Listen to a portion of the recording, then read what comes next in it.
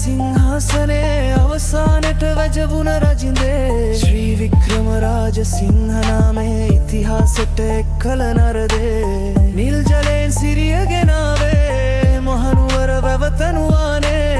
කිරි මුහුද ලෙස නම තැබුවේ රජු දුටුවේ ලස්සන සෙනෙහේ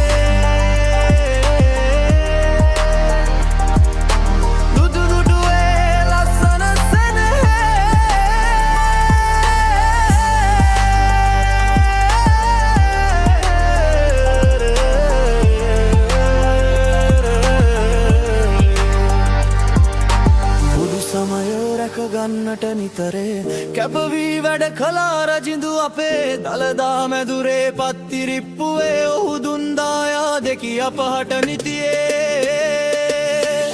නින්දගම් ලැබදී මාලිගයට පෙරහැර සිරි දුන්නා ලෝකෙට බුදු සසුනට කළ මහා සේවය ලියවේවා රන්නකුරෙන් මෙලොවට